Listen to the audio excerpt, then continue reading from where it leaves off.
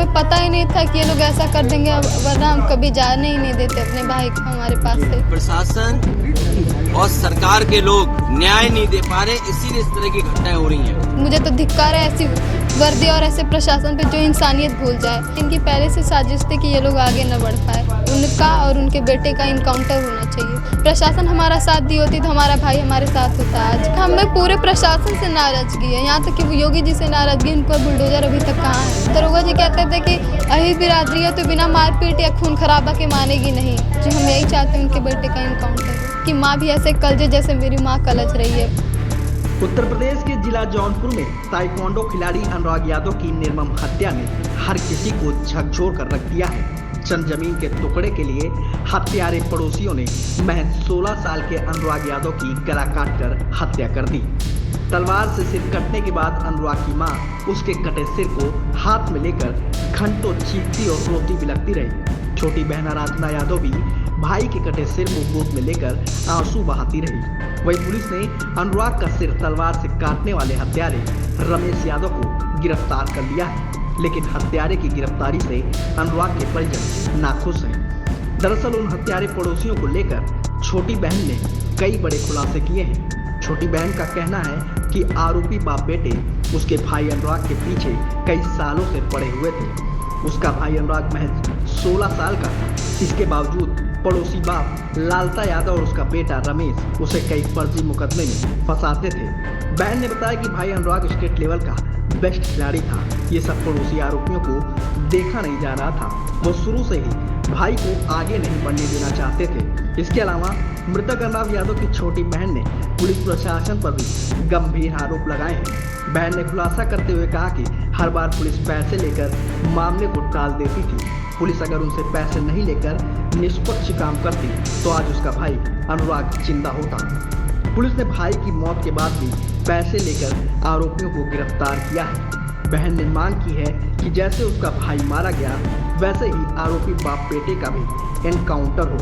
जैसे उनकी मां अपने बच्चे के लिए तड़प रही है, वैसे ही आरोपी की मां अपने बच्चे के लिए तड़पे। वहीं मुख्यमंत्री योगी आदित्यनाथ को लेकर भी बहन का गुस्सा साफ देखने को मिला। बहन ने कहा कि योगी आदित्यनाथ कहाँ है योगी आदित्यनाथ का बुलडोजर? हत्यारों के घर पर योगी आदित्यनाथ का बुलडोजर कब चलेगा? बात कुछ भी नहीं था। मेरा भाई कभी झगड़ा में आगे गया ही नहीं। वो अकेले था, हम लोग उसको कभी झगड़े में आगे नहीं जाने दिए, क्योंकि ये लोग हमेशा उसको देखते रहते थे कि कभी ये लोग चाहते थे, इनकी पहले से साजिश थी कि ये लोग आगे न बढ़ पाए। मेरा भाई एक बहुत अच्छा लड़का था, वो कभी नहीं मार झगड़ा, वो कभी झगड़े में वो दिखा ही नहीं है। फिर भी फर्जी केसेस ये लोग हमारे भाई के ऊपर किए थे। कम से कम 3-4 केसेस मेरे भाई के ऊपर किए थे, जो कि 16 साल का था। उनको हमारा सारा जमीन चाहिए था। ये जहाँ प्रेजेंट टाइम में अपन लोग रह रहे हैं, इधर घर, इस पे भी केस था। हमारे गौशाला है, उस पे भी केस था। उधर खेत है, उस पे भी केस था। पोखरा है, बगीचा है, सब केस किए थे कि उनका है। वो दावा करते हैं ऐसा। हमारी मांग यही है, उनका और उनके बेटे का इनकाउंटर होना चाहिए, बाप बेटे का दोनों का, क्योंकि परवरिश ही सबसे बड़ा हथियार होता है। अगर उन्होंने वो ऐसी परवरिश नहीं दी होती, उन्होंने हथियार अंदर रखा नहीं होता, तो उनका बेटा ऐसे दौड़ के जाता, लेके कैसे आता सामने। और उनके बेटे की जो एसआई है उसकी वर्दी उतरनी चाहिए। मुझे तो धिक्कार है ऐसी वर्दी और ऐसे प्रशासन पे जो इंसानियत भूल जाए।